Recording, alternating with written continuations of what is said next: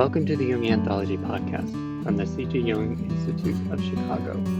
The Archetype of Sacrifice and the Regulation of Archetypal Energy with Robert Moore, Ph.D. This is the morning session of a weekend taught by Robert Moore from the seminar description. This workshop links Jung's alchemical studies and his examination of the archetype of sacrifice to more recent research into the nature and dynamics of grandiose energies in the human psyche. In this program, Robert Moore discusses how the decline of ritual containment of these energies in indigenous and traditional cultures has led to an epidemic of increased anxiety, addiction, and violent acting out. First, Moore introduces the role of the archetype of sacrifice and related techniques of ritual practice in human strategies of coping with the pressures of archetypal energies. Second, he links the failure of these traditional means to our current epidemic of narcissistic acting out. Third, he summarizes the ways in which recent research supports Jung and Edinger on the necessity of achievement of an ego-self-axis, a conscious and willed sacrificial attitude in the individuation process. Finally, Moore outlines the clinical implications, the ways in which we must be much more specific in our understanding of the structure and dynamics of the ego-self-axis in relation to the analytical task.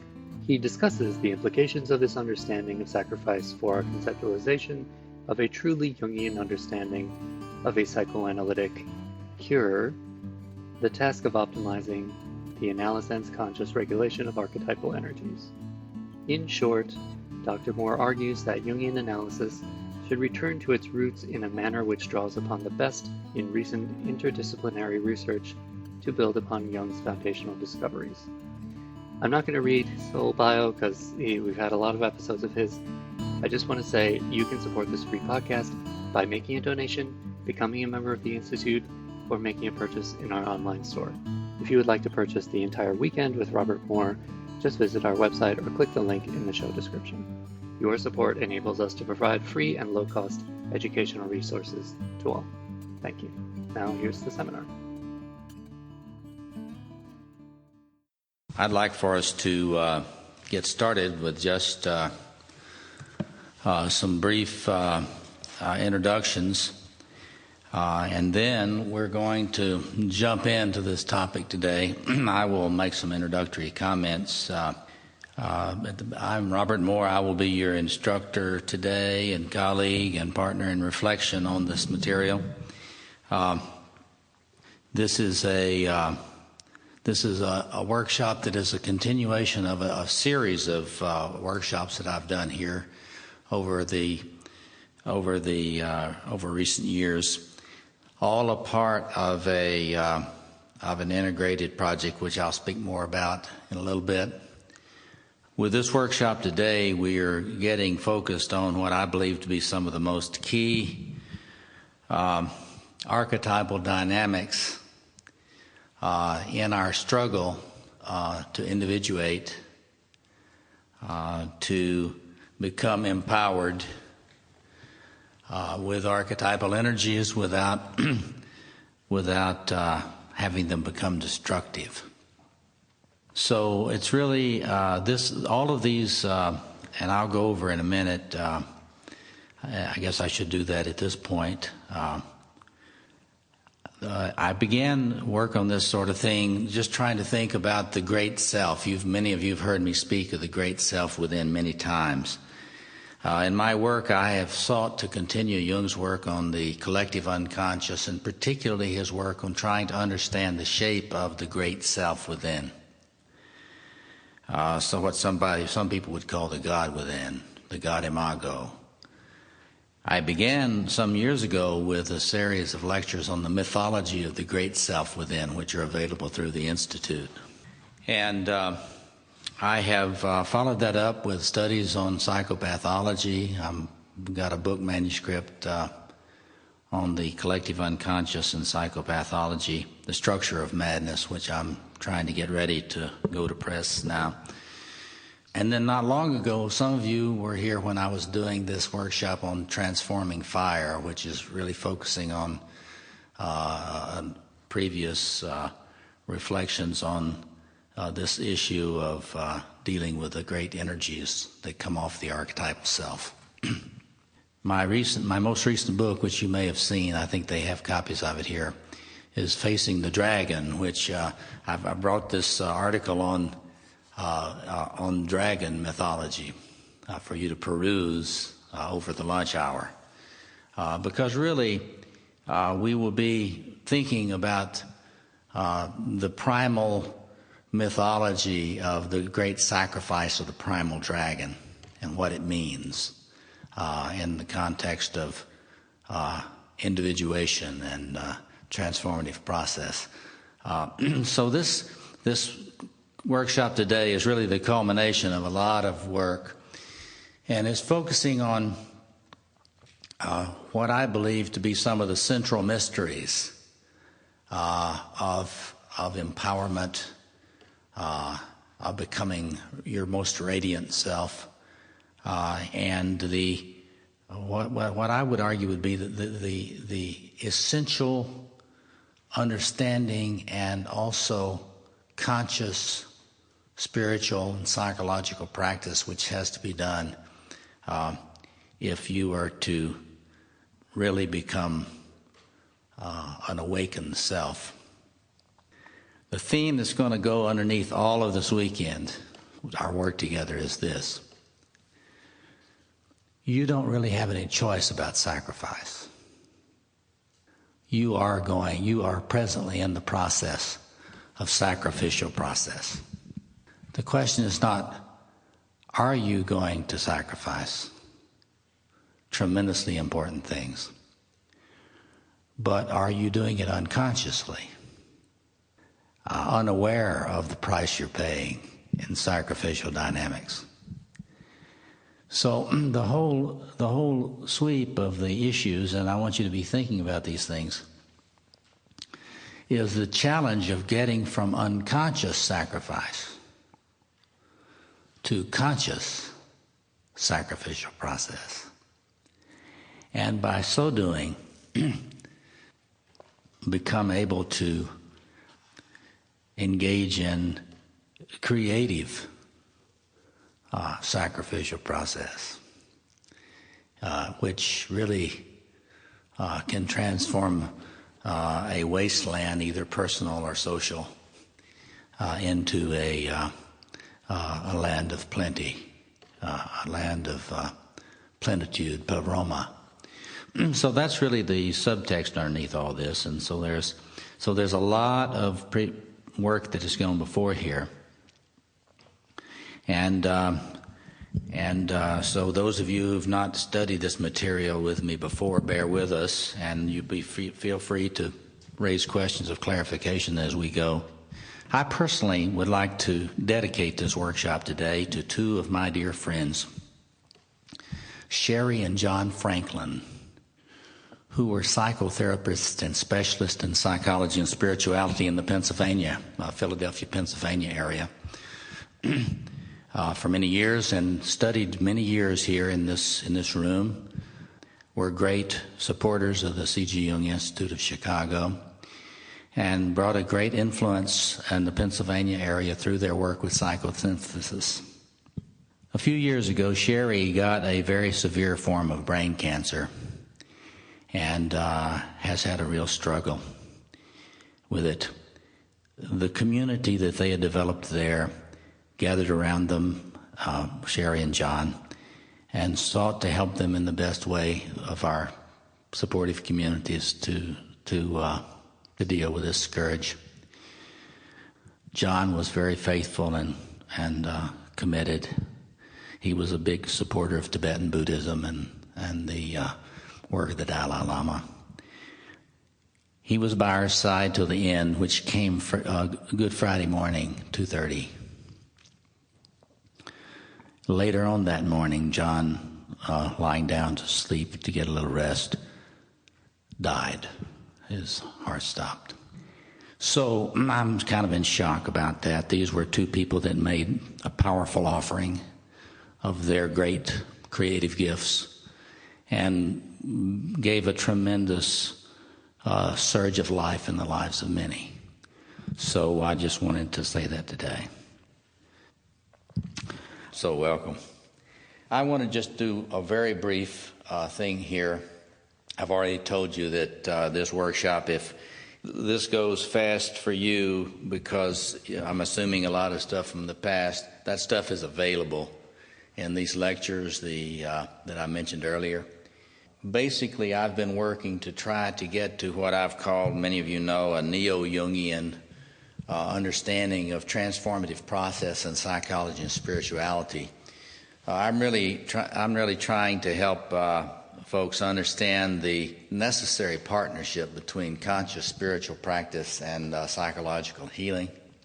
And so I've been working on that quite some time, and I'm in terms of the spiritual practice idea, I'm working all of these materials, this recent group of workshops will eventually, I hope, come out in a book that will be the sequel to this Facing the Dragon book, which will be called Riding the Dragon, and it will be about getting conscious about these great energies in the psyche and what you actually need to do about it. We'll be touching on that some today. The only follow-up workshop which I may do to this before getting into that would just be one that will elaborate more experientially on the thing I'll be talking about tomorrow, which I'll get to in a moment. But here's the layout for our workshop for this weekend. I want to talk a little bit about why I study this particular archetype, because I've felt for many years that this was, if you really care about the objective psyche and the collective unconscious, there are a few things that you really have to look at. You've got to look at the psychology of the archetypal dimensions of blessing. I did that a lot in my book on the King Within. And you have to look at the archetypal dimensions of pilgrimage process, sacred space, and transformation through the pilgrimage process. I did that in the book on the archetype of initiation, which is another way to talk about the journey, the idea of the archetypal journey, the process of initiation. And the book, The Archetype of Initiation, addresses that. I've said also that key is to look at this archetype of sacrifice. And I'll talk about why this is so important in a minute. And then we'll spend some time, hopefully, before the break. I'll just lay out some of the basic phenomenology of sacrifice. Some of you could write a paper on this. Others of you will be kind of fresh for it. Then after the break, I'll be talking about sacrifice and the psyche. And I will put this in the context of Jung and Edinger and so on the importance of the archetypal self in understanding the context for all this discussion of sacrifice. As we'll see, sacrifice is always about attempting to relate to the powers that be, that are not you. It's trying to deal with powers with a capital P. And as we'll see in a minute, they come from a lot of different sources, but human beings, before we got so tone deaf symbolically and ritually, were conscious, very preoccupied with dealing with the powers. In the contemporary world, we get very unconscious and we act out all over the place unconsciously. We don't really name the powers anymore very well, but we still are subject to them, and sometimes in a more primitive way, often in a more primitive way. Then I will turn to the structure of sacrificial process, because what I want to do is to add to Jung and Edinger my delineation of how you have to ask the question, how are you sacrificing? Especially unconsciously. How would you be able to think about what you are sacrificing without really realizing it?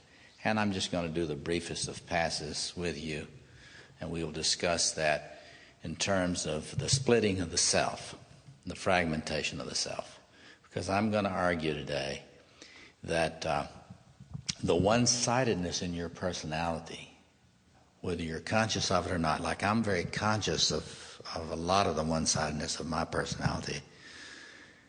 And I have, through great struggle and spending a lot of money on analysis, become more aware of what I am splitting off. But I think it's useful for me to think in terms of what am I losing in the way that I have allowed myself to become structured, and to get it conscious that I am doing a lot of unconscious sacrificing of important aspects of my being, and I'm not aware of doing it. And even as I struggle to become more aware of doing it, I'm still having a hard time figuring out what to do to stop making unconscious sacrifices. And as we'll see later, to start making them more consciously. Because as we'll see, human beings have understood very primordially, if you sacrifice consciously, a lot of the time you can optimize a communion between you and the powers. Sacrifice has always been an attempt by human beings to create some kind, this is your economics thing, this is, to create some sort of exchange process, or to acknowledge that process that already exists, and to try to participate in that more consciously and fruitfully. And we're going to look in a minute at some of the various ways they've looked at that and think about it from a Jungian point of view.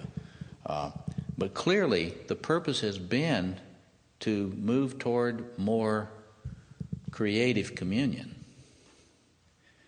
And it may look very bizarre to us as moderns, but I'm going to suggest to you that modern behavior is far more bizarre than this archaic forms of sacrifice, in which they were far more conscious than we are about it.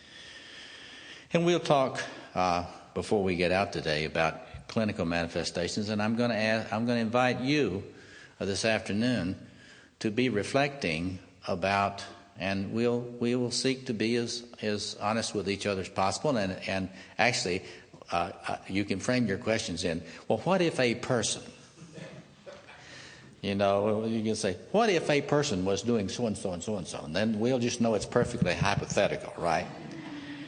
And then we will talk about a person that might be doing that, and we'll think about their sacrificial process. But some of you have more healthy exhibitionism than others, and so you're free to talk about yourself if you wish.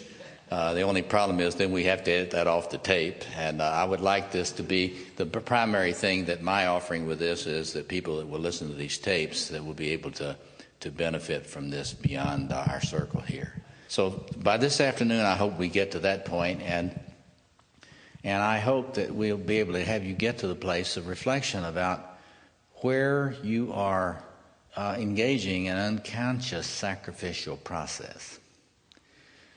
You probably have already got a lot of sense of that, as I have a good bit of mine. But tomorrow when we come back, we're going to focus on this issue of awakening to conscious sacrifice. And I'm going to start you out with an alchemical image. And those of you that have the collected works, which I'm sure some of you do, I'll give you the reference from some of the texts, after lunch about what I want you to look at. And I'll read you some of it. And then I'm going to use an alchemical image for what I think is sort of the normative vision of optimizing this process of conscious sacrifice. It is a reference from Jung's alchemical studies, his volume on alchemical studies. And in short, it has to do with the whole process of forming an inner temple by balancing the opposites and creating a four-square temple in the psyche. And in that temple, to engage in the process of a conscious sacrificial offering within that temple. And so that is what we're going to focus on tomorrow, the creation of that inner temple. And I'm going to assume that you are connecting with the juices. I like to call them the juice. And what we'll talk about tomorrow is balancing the opposites so you can fill up your cup with archetypal energy. Because if your opposites are splitting too much, you're not able to carry much archetypal energy. If you balance your opposites out more, the cup will get fuller and will start running over. And Jung has presented in his look at these alchemical texts what I believe to be an archetypal image of what I think is a process you can understand a lot better if we work together on it. And so we will try to leave with issue of communing with the dragon, the archetypal self. This part about the archetypal self and sacrifice, as you know, I've used dragon mythology. There was an article on the science page of the New York Times recently that I had copied for you. You want to peruse that over the break, because that is some evidence substantiating Jung's claim that these archetypal mythic images are in the collective psyche, and they're trying to figure out what the dragon image means. They haven't really looked at Jung. They said, well, this is like what Jung said about the collective unconscious. But they haven't really thought about what it means. And before we get finished, we'll talk about sacrificing the dragon, because a lot of these primal mythic images are of the dragon. There's even an image of the serpent, the great serpent being crucified. So we'll address those images. All right, let me turn now to, remember our whole issue in this is the way in which humans have sought to regulate their contact with the powers through sacrificial process. Now, let me jump in now to this issue of the definition of sacrifice. There are a lot of different sources on this. In fact, as I've said, there's huge amounts of stuff on this in the anthropology and historical sources. But our word sacrifice comes from the Latin word sacrificium. And it's a term for a religious act in which a thing is made sacred. Something is made sacred. It is given to a god and made the property of the god. As we'll see later, there's also a sense in which you begin to get conscious that it is the property of the god. You may not have known it was the property of the god, but you get conscious that it's the property of the god. You know many examples of this. The father of a family might take a handful of food, and you see some indigenous peoples that do this type of thing now. They take a handful of food at a meal and put it into the fire as a symbol of an offering to their spirits or their deities. In Greece, there was a kind of a primordial split between types of sacrificial processes. One type was offered in the daytime. This was sometimes called the Olympian views of sacrifice. You would offer your offering in the daytime. You would take parts of the victims, the ritual victims, and you would burn them, a part of it, a good part of it, as an offering to the gods. And then you could eat, the rest of the people at the worship could eat the rest of it. You and I might think about this. This is an homage to the gods of the light side, the gods of the daytime. And this purpose of this type of sacrificial process was to honor the gods that you thought were friendly to humans. There was another kind of sacrificial process, and I think for Jungians this is very interesting.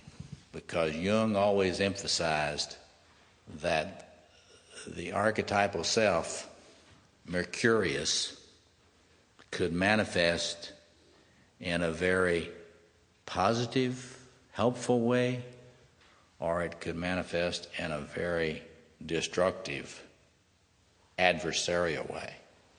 And I think it's very interesting that these ancient rites sort of picked up the difference between those. And then these other rites were offered at night. And whereas in the ones for the daytime, you would build an elevated platform, and you would offer your offering on this elevated platform, and the smoke would go up, see, to the deities. The ones that were offered at night, it was you can just really see this is a attempt to placate the unfriendly powers. And what they would do would be to dig a trench, a depression in the ground. And the offerings would be made in that depression in the ground. And you didn't try to eat anything from that. You made your offering, and one of the interesting things the scholars have noted is that whereas in the offerings in the light, often there would be speech and ritual incantations where you would talk. But in the ones at night, you wouldn't say anything. That's interesting from a Jungian point of view, just think about that. And let me just ask you for a moment, do you have an idea about what's going on there? Why not eat anything of the offerings at night? And why keep your mouth shut at the offerings at night? Yeah. Because obviously the observation or the general belief would be that the powers of night were probably extremely predatory. If you call attention to yourself, you will be the sacrifice. There's a real powerful understanding in archaic peoples that's far superior to ours today. Even psychologically fairly sophisticated people. That is to say, these archetypal forces, when they get into their dysfunctional, demonic expressions, are very powerful, they're very contagious, they're not friendly, and they're very infectious. And Nolan used the word predatory. And I think that is if you read the introductory section on the psychology of evil in the Facing the Dragon book, I address some of that stuff, that people in the ancient world had a very, very much more powerful sense that these energies, sacred energies, they were sacred because they were certainly extraordinary. They were not ordinary. They weren't under the control of humans. Some of these things were extremely dangerous, and you get close to them. You don't want to get friendly to them. You get to this close to this trench to try to propitiate them, keep them away. So one of the things that I noticed in reviewing all this stuff for this workshop is that you have a division in sacrificial rites between those that you're trying to bring the other, the great, the primal other with its powers closer, so you can be in a traffic with them, mutual gift giving and receiving traffic with them. And then you've got these other sacrificial rituals in which you're not trying to get them to come close. You're trying to get them to stay away. You're trying to just get them to not, as Nolan said, not eat you. It really takes a sense of what Jung would talk about as sort of the dual face of the unconscious to make sense of that. Most of these scholars had very little psychological insight whatsoever, and they certainly had no Jungian insight. And so a number of them would say things like this. They would say, it's not possible to come up with a theory which makes sense of the relationship between all these different forms of sacrifice, which makes me kind of chuckle a little bit, because what I will suggest to you is that if you begin to get a sense of the objective psyche and the power of the archetypal self, And you begin to think about different ways the ego consciousness can be positioned with regard to these powers. You can get a pretty good sense of the varieties of what people do with regard to these sacrificial activities. And I will just summarize very briefly some of those in a minute. A survey of sacrificial practice then shows that there are really basically three different possibilities for what you do with the sacrificial victim or animal in one of these sacrifices. One, you can eat all of the sacrificial victim. So in some of the sacrificial practices, the victim is sacrificed and then the group communally eats it all. The second one I've already mentioned, you can eat part of the sacrificial victim and offer part of it up to the gods, to the deities. You can eat none of the sacrificial victim. Is one I talked about, the propitiation of the darker powers. And you can also, in that one, you will burn all of the offering. But when you're burning all of the offering, you can be, as we said, that can be burning as an offering to the dark deities, or it can be an indication of glorification of the higher deities. And now let's think a minute about how one might think about that sort of thing. When we start looking at after the break, when we start looking at this, we'll be thinking about what's going on with an ego which will try to eat all of the victim. We can think about that a little bit in terms of addictive process. Cannibalism is one form of that, where you gather together and you eat your victim. I think you see a beginning of differentiation when you see this thing about eating part and offering part. And we'll be trying to think about that more psychologically later. But when I've been looking at these things, you can see that there's a very, very powerful sense of the primal merger with the God in cannibalism. I'm going to take you in, then I'm going to have all your power. Then there's the beginning of this differentiation. Maybe if I give you a little bit, you'll let me keep a lot.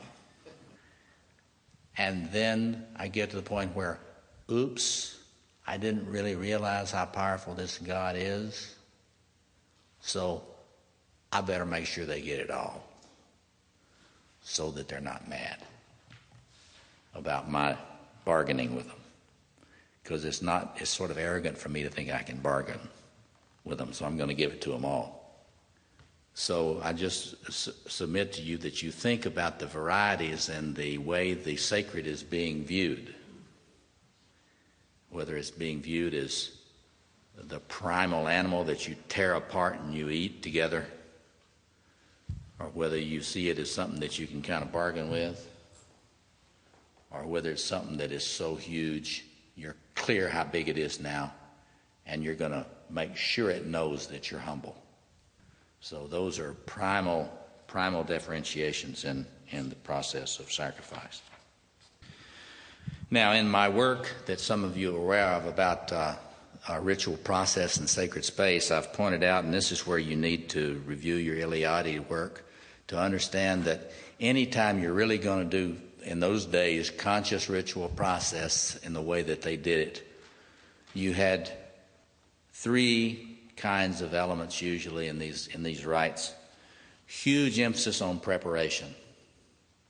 Huge emphasis on getting ready to do the sacrificial process. And this is about the human capacity for reverence. Without a sense of reverence and respect, you don't have any sense that these are the powers. In other words, if you don't get that you need to make preparations for your ritual practice, It's simply because you don't realize that these are capital P powers that you're dealing with. You're just sort of asleep. And so that was almost always done by the ritual elders, people who were very aware of these presences, these powers. And they were the ones, the elders, and they could be the king, it could be the head of the family, often was the head of the family. But it could be an assigned priest or priestess. They would make clear that there's a differentiation between the sacred and the profane. Without making that clear differentiation and without becoming reverent, then the process would not work. I mean, at best it wouldn't work, and at worst it would backfire on you because of your disrespect. So then the sacrifice proper, and we'll talk about the elements of sacrifice in a minute. Let me just go over the elements with you.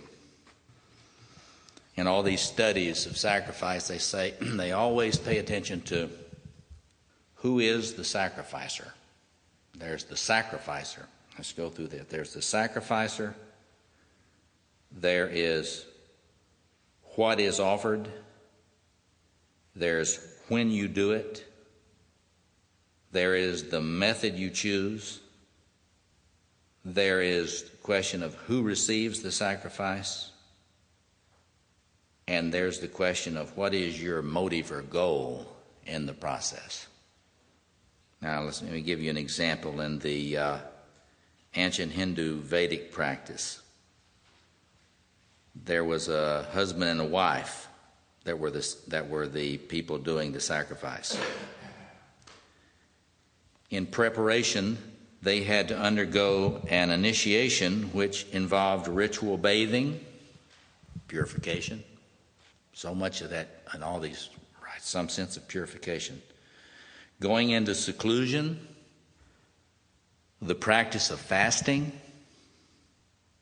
the practice of prayer. All this was in order to prepare them to leave the profane world and to be prepared for contact with the sacred world. Then they would make their offering and go through the prescribed practices of the Vedas.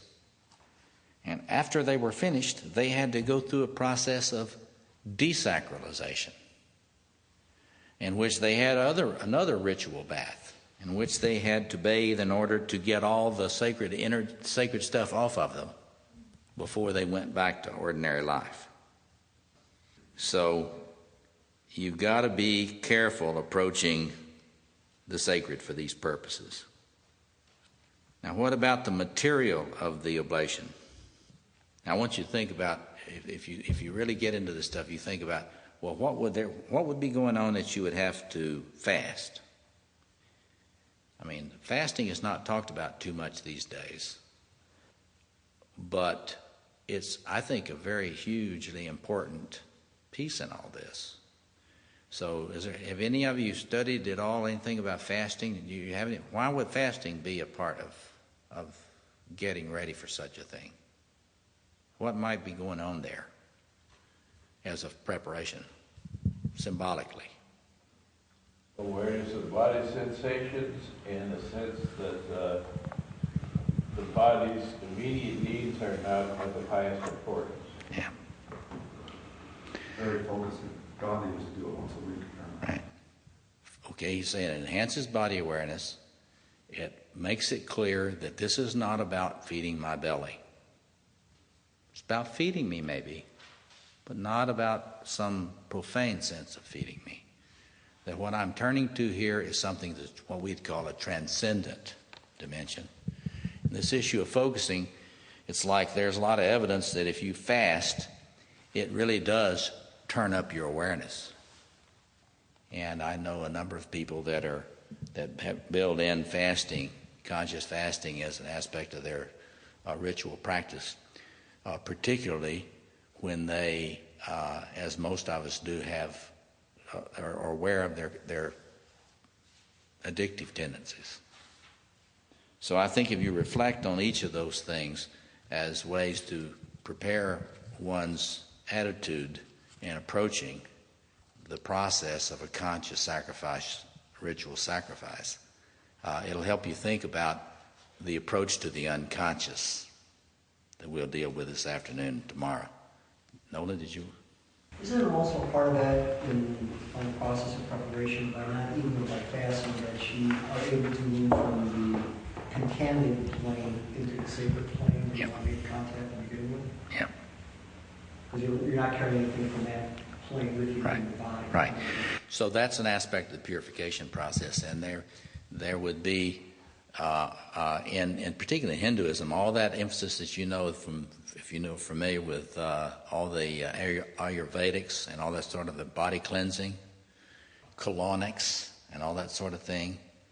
People today kind of laugh at that stuff, but that's a primal purification image. And you know, in yoga, I mean, what I've been really looking back at yoga about is this sense of the body as the temple. It's truly a temple. As we said in that Transforming Fire workshop, it's the temple of Kundalini, of sacred energies. And so being very aware of the body as a vessel, we'll come back to that tomorrow. Your body, your personality as a vessel. Once you get thinking about that, then the idea of being thoughtful about what I take into it begins to be more in focus. This afternoon, we should think more about addictive process in which you feed on all sorts of things unconsciously, compulsively, and to think about sort of the sacred dimension of that, the unconscious sacred dimension of that. Anyway, so you got the sacrificer, you've got what is sacrificed, what is it that is offered. And the scholars that have looked at this tell us that, and here again, we're indebted to Eliade, practically anything that exists has been offered as sacrifice by humans somewhere. And it's because human beings, particularly primordial human beings before the disenchantment of the world in the modern sense, they had a sense of everything being sacred, everything having a spirit. And so when I'm with some of my shaman friends, we may be at a men's conference or something with one of my these shaman friends, and bring out the tobacco and the bourbon, and pour a little whiskey on the ground. Now, our Methodist friends might have a little problem with that. They like to pour out the whiskey, but you can see there that residual sense that, well, there's a sacred dimension of that elixir, just as in many of these tribes, tobacco is a sacred thing. And so when you sit and smoke in a spiritual way, they have a sense of that as an offering. So practically anything, if it's intentionally offered as an offering, can be that which is the material of the sacrifice. In the ancient times, it was very often blood. And one of the fascinating things to me that I had forgotten as I was looking back to review for this, that in a lot of the ancient world, particularly in Babylonia, there was a tie between the sacrifice of the ritual animal and divination. That is, reading the signs. Now that should be very interesting to us as Jungians, because, and we'll get into this more later, because Jung always said that synchronicities will appear whenever you're really consciously relating to the archetypal self. Whenever the archetypal self is really constellated in your personality, that's when you're going to notice synchronicities.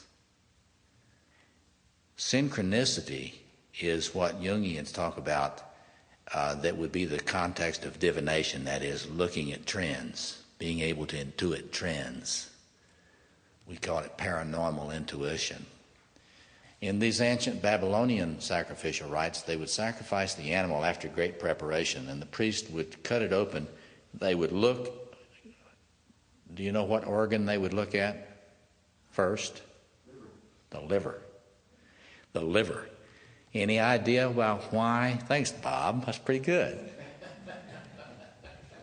Any idea why you would look at the liver first? They look at all sorts of things, but why the liver?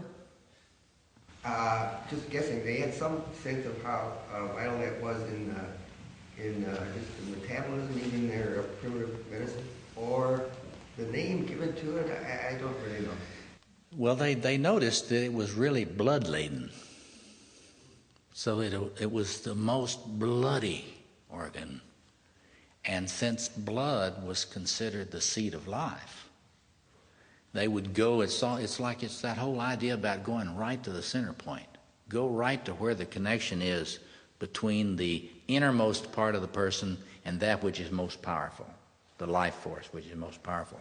So they would go to the liver, the seat of the blood, and they would examine the liver, and by examining the liver they would do divination, oracle-like things based on the condition of the liver.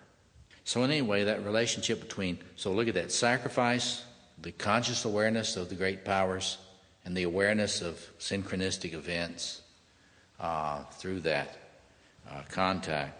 But that gets us to the blood, because a lot, in terms of the offering, and a lot of ancient sacrifice, it was blood offerings. And these blood offerings, far more often than people want to admit, were human sacrifices. And then in a process that a Freudian would call sublimation, you could say there's substitutions. You start taking, it's Abraham and Isaac. You're going to sacrifice the boy, but then you get the animal that is the stand-in. If we had a lot of time, we could talk about all of that scapegoat ritual, where the sins of the people are all collectively put onto the scapegoat animal that's then banished from the midst of the community. An interesting little piece which these historians and scholars were noticing, but they didn't really know what to make of too much, was the people would lay their hands on the goat or the animal. They had to lay your hand on it before it was sent away. And some of these scholars would say, well, now that's not really an identification with the animal. Really? Well, not consciously, maybe. But in the ancient world, there was a principle. Contact brings identification. It's primal, participation mystique. If I touch you, all those taboos. Why do you think in the ancient world you had to be very careful about what you touched? It wasn't because of any germ theory they had.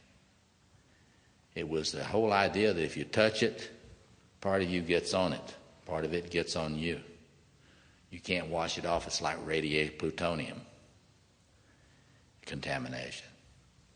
So in any case, there's this whole thing, this movement from the primal slaughter and eating to finding a substitutionary victim that carries all the significance, the Lamb of God, so to speak, the Lamb. And I don't know whether any of you heard of the work of Gil Bailey. He is a person that has been working on. He's looking at Christian symbolism as an attempt to get away from the compulsive nature of human sacrifice. In his view, that in the ancient world, people had to feed the gods to keep them healthy, to keep the gods, in place and powerful and so forth. And Bailey's idea is that in the Christian myth, that Jesus, in becoming a sacrifice, brought an end to the power of sacrificial dynamics. I think he overstates that a little bit, but I see where he's going with it, and we will come back to that when we're talking about Jung's understanding of transformation symbolism in the Mass.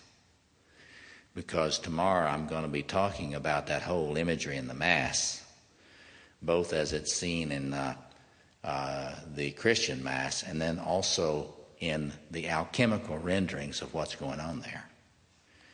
Gil Bailey's not a psychologist, certainly he's not a Jungian, but he has some sense that there's some transformation going when you get to this idea of Christ as the high priest who offers himself and makes other forms of sacrifice outmoded. We will get at the psychological side of that tomorrow. Because basically where I'm going with you tomorrow is that Jungian psychology, Edinger talked about how Jungian psychology, he thought, was a new dispensation, that there's something primordially different about the Jungian view of these things. And we ought to think about that together, because I've been thinking about that a lot, and I've begun to think that Edinger was more right than I thought he was, in the sense that in Jung's view, you have got to get this projective thing conscious. And whereas in a lot of these ancient rituals, there were all these external projection dynamics. The gods were all out there. You related to them out here. And you do your different means of relating to them out here, but they were not inside. Jung is convinced that the primal God power is in you.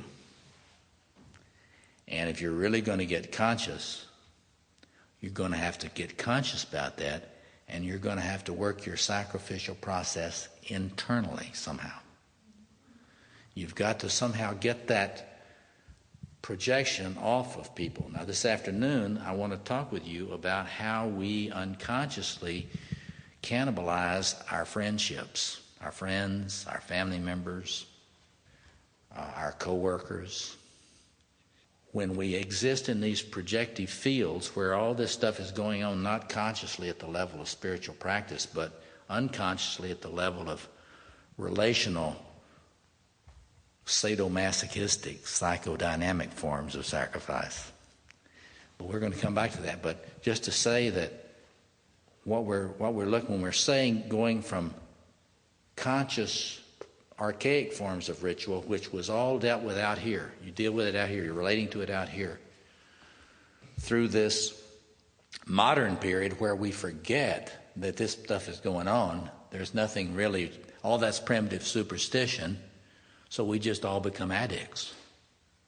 Those people were primitive, but we act out. And then trying to get to a postmodern Jungian view in which we say, no, they weren't that stupid. There really are powers. It's just that the most important ones that you got to deal with are not all out there. They're in here. And you got to get conscious about relating to them. You see that movement? That's where we're going to be moving. So there are all those different forms. The methods of sacrifice, there's libation. Does somebody know what a libation is? Pouring. The image of pouring. You get that in a lot of these stories. Pour out your life. That's a sacrificial. Pouring out your life for others. Something like that. That is a libation image. But a very, very common way, as we've said, is burning. The image of fire. That's why I gave that workshop on transforming fire, because fire is such a central image. I'm almost a Zoroastrian in that respect. I really think that, boy, if you really got to focus on fire if you're going to have the sense of the sort of this primal image in spiritual traditions. And so no accident that this issue of trying to commit things to the fire, that's such a primordial image, and I think that's why so many of us like to sit in front of a fire. At a campfire and a fireplace and so on. But it's not the only thing. Burning. It's interesting as you study the different forms of sacrifice in the ancient world. There are also sacrifices in drowning. You drowned them. For example, the ancient Norse people would throw people over cliffs. They would throw them into wells and waterfalls. In some of them, for example, the ancient Aztecs, you would lash the victim to some kind of scaffolding and shoot them with bows and arrows. So there are variations of hanging them on a tree. So that primal thing about the crucifixion. In my studies of ancient Indo-Aryan, Indo-European mythology, it's become evident to me that there is a form of sacrifice that was associated with each of the four quarters. That they were not the same. That you, according to the particular archetypal energy, I'd say, that you're dealing with, that there would be a different approach to the sacrifice you would have to make. It wouldn't all be the same.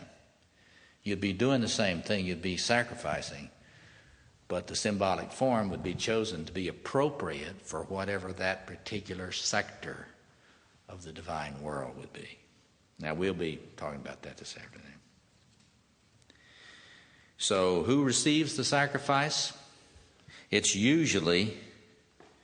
always to the beings which are the object of veneration. There was this little quote by one of these scholars. He said, "Now these sacrifices won't be made to human beings, quote, unless they've first been deified in some way." And I laughed when I saw that, and I said, idealizing transferences, idealizing projections.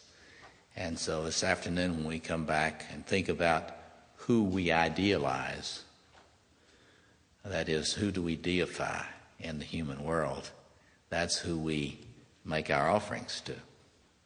Usually we give away important parts of ourselves in our idealizing projections. If you've ever listened to my lectures on idealization and evil, that's what I'm talking about in there, and in that process. But usually to gods, to spirits, the departed, the ancestors, people who are venerated, that is, people who carry the ideal, the numinous energy, are the recipients. What are the intentions of these sacrifices? The consensus seems to be that there are a number of these kinds of intentions, but the most central goal is usually to establish some kind of either some kind of beneficial relationship with a sacred order. The positive rituals of sacrifice are almost always to try to make the sacred power present, more powerful, and effective. Now, if you're not thinking about this stuff in terms of relationships to the archetypal self, then it might be puzzling to see these rituals. Let me see if I can find the quote. There was one quote about a particular tribe. Well, let me just summarize it. There would be often in the prayer to the deity, you would say, "I'm giving you this to you that you may be strong, you may be more powerful." And if you just look at that on a superficial way, you say, "Well, that's kind of a strange thing today. If these things are so powerful, why would you be needing to offer things to them to make them more powerful? What sense would that make?" But again, after the break, we'll come back and think about that, because let's put it this way. There are great forces in your psyche, but if you're depressed, you're not really being able to participate in the glow of them. See that? So we need to think about what you do when you do this conscious ritualization, because although the archetypal self is always powerful, It's always 220,000 plus volts. But depending on where the ego is, it is not accessible or effective for you. And so all that superiority complex within can be just as superior and powerful as it wants to be, but if you're depressed and discouraged, for practical purposes, it's not powerful for you.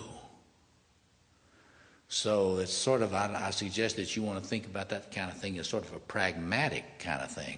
Well, it's really a question of, is your power available and effective for me? Well, I want to give you this so that it will be. Now, that may sound weird, but tomorrow I'm going to tell you why I think that is not weird at all. That it is a very important way of thinking about relating to your grandiose energies.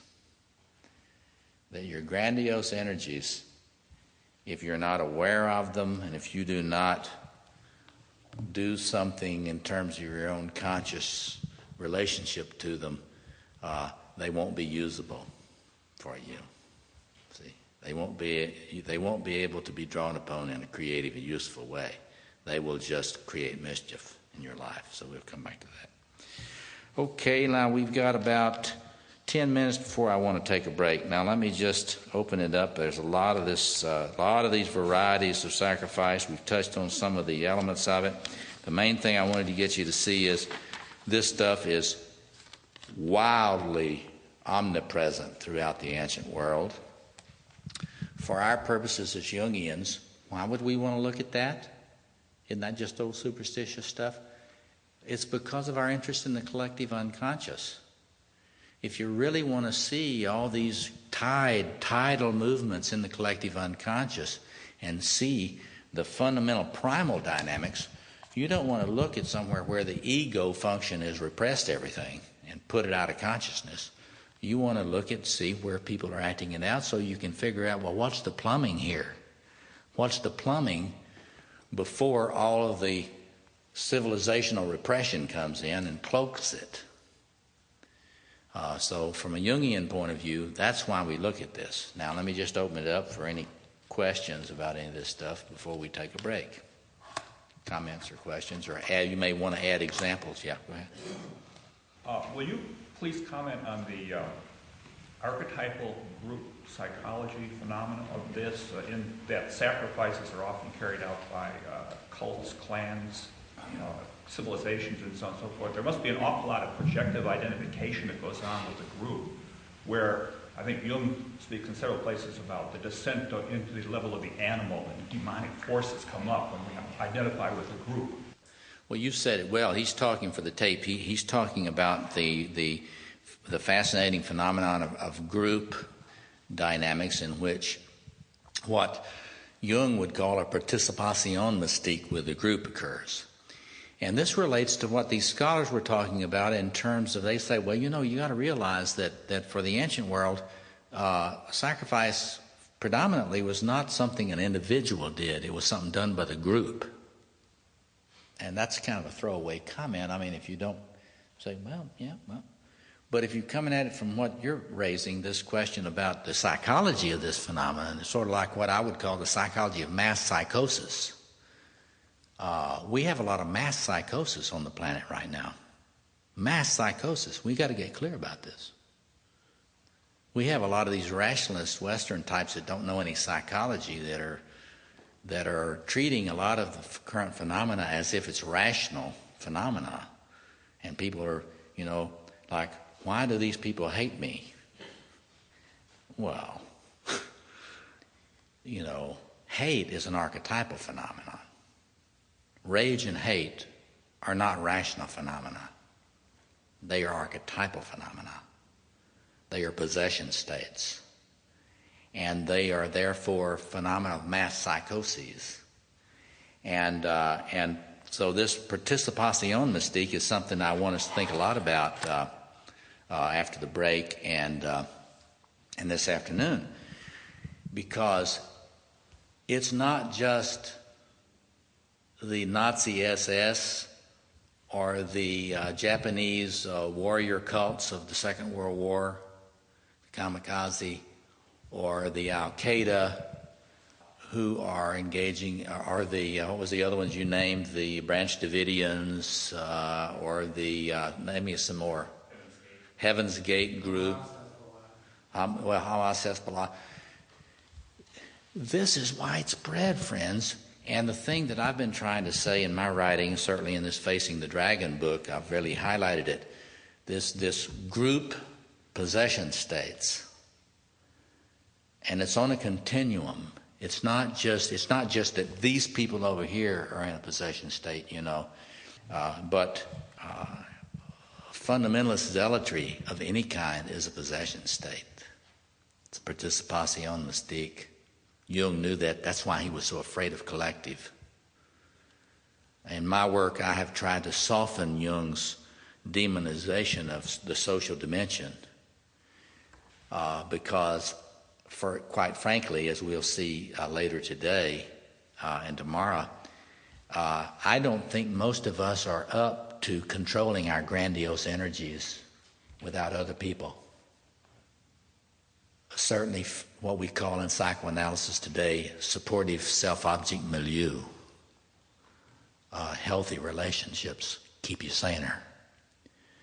But the problem is that the power of these archetypal energies, the power of the dragon, I call it, the archetypal self, is so huge, and it's in everyone, and it's very contagious.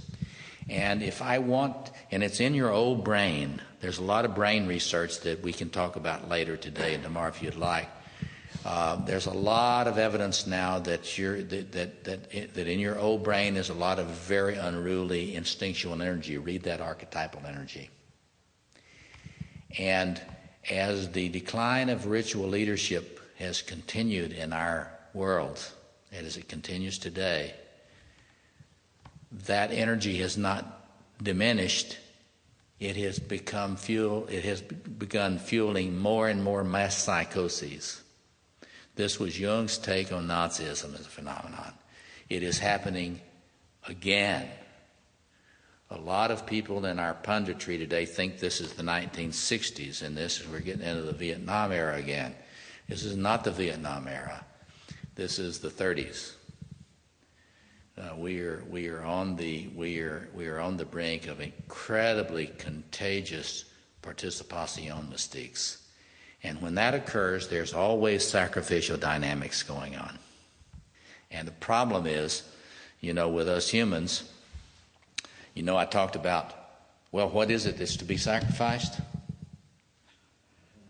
Well, if you're not working on this inner temple piece, if I'm not working on the inner temple piece so that I understand that it's my superiority complex that I've got to figure out how to sacrifice, then I may just sacrifice you. In fact, let me see, which one of you is the best looking, target of my envy? Which one of you do I hate the most because you're beautiful or smart or rich or whatever? Or which one of you is the most passive, sort of the most perfect candidate for being an Adonis that I can get to volunteer to be the beautiful sacrificial victim? I want you to be thinking about all those beautiful sacrificial victims that you know, because you know some beautiful sacrificial victims. They've been sacrificed by their families, sacrificed by their friends, so on. So anyway, this is a huge deal. And so the participation mystique, I want you to think grandiose energies, and I want you to think the decline of the capacity of human beings even to control, contain, and channel those things as effectively as the indigenous types and the ancient peoples did. We think they were primitive. Actually, they were far more superior to us today. What we do is we just spend billions more dollars on more and more sophisticated means of burning up larger and larger sacrifices. We have just started new nuclear programs all over the world. Douglas Gillette, my co-author of all these books on masculine psychology, and we've just finally gotten a contract after about 10 years on a book that we started at least, it must have been the late 80s. And it's entitled The Last Right, Secularism, Fundamentalism in the Future of Spirituality, that is. And that's really about this. It's about the gathering storm now, the gathering pressures to have a big sacrifice. You know the word Holocaust? You know where that came from? Anybody know where the word Holocaust came from? It's a burnt offering. It's a burnt offering. And so we're getting ready for a big fire. And the thing about Jung's psychology is he points out that is an unconscious pressure to that. You are going to have a sacrifice. You don't get to choose. You're going to have a sacrifice. So the central point of our workshop this weekend is we got to get conscious about what ought to be the sacrifice. Because when you're acting out unconsciously, you always choose somebody else to be the sacrifice. Does that make sense to you? Do you see that? And if you're going to get conscious and work with your own psychopathology, or my own psychopathology, translate that where I'm inflated and I don't know it, that's the worst part. If I can't sacrifice that part of me that is unconsciously grandiose, then it generates enormous chaos around me and in my personality. Yeah, Sammy. What happens when self gets sacrificed? When there is rage, hate, depression, and the person may be passive-aggressive and then decides to kill self? Well, you just said. What happens? She says, what happens when self gets sacrificed? See, that's what we're going to come to this afternoon, because it's always happening. Why do you think we have so much rage? Because we are, in fact, unconsciously, and think about this in terms of family system and fusion dynamics, to the extent you're still fused with your family of origin, you are sacrificing to your family of origin. You are sacrificing your solid true self to that system. And the process of differentiation, getting conscious with what you're offering, and we're not talking about the archetypal self here, we're talking about the little s self, your true self, your solid self. You're giving parts of yourself away that you can't afford to lose. That's the key. And it does create rage. It's inevitable that it creates rage, because there's somebody inside you that knows that should not be being given away. That should not be given away to humans anyway. So one of the most important things to do in terms of your own personal psychological and spiritual life is to really work very hard to get conscious about where are you engaging in these unconscious sacrificial offerings without knowing you're doing it.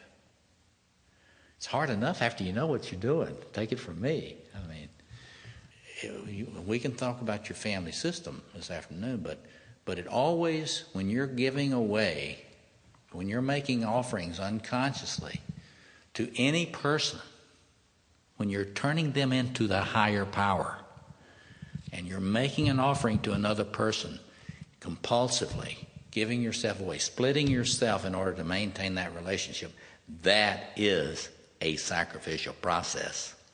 And in my personal view, it's a demonic one. Does that make any sense to you? It's a demonic one. That you have to be conscious even about how you're offering yourself to a divine. Consciously offering to a divine being. That's got to be conscious, because that's not safe. But the people, that's sadomasochism.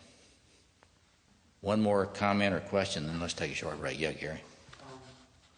When you touched on rage and hate and referred to it as an archetypal phenomenon, what that set off was these thoughts about rape, random violence, attacks and so forth that are out there going on, that there's this acting out of uncontained, unregulated archetypal energy going on out in culture, and by individuals. It's like the gods are roaming the streets. The gods are roaming the streets through these people, and there are these random sacrifices. There are random victims, and there's terror. Yeah. And so, what can be done, collectively about containment? I'm thinking in terms of the ritual processes. Do we literally do those? You know what I mean? Well, we'll come back to that some tomorrow. What the question is, the question is all this terror and random violence, is that in this ballpark? Is that phenomena that's related to this? It is the discharge of archetypal energies, the unconscious discharge. It is often by people who are willing to sacrifice you. That is, a sociopathic predator feels in the place of the god. And you are appropriate stuff to feed the appetite. And so you just need to understand that increasingly our social world in this planet is getting more and more archetypal all the time. It's getting more and more dominated by archetypal dynamics all the time. My optimistic friends, the few of them that exist, would like to say, well, see, this is the dawn. This is the dark before the dawn, and this is the chaos, and you have to have chaos before you have transformation. And that's a pretty good rap. The only thing is, I've studied chaos a lot in personalities and families and organizations, and you know what? For every organization that's transformed by chaos, hundreds of them terminate. And so we do have a huge problem on our hands. Is there anything you can do about it? Well, as Jung said, and this is why we're having this workshop, the most important thing you can do about it is undergo what Erich Neumann called your own centroversion.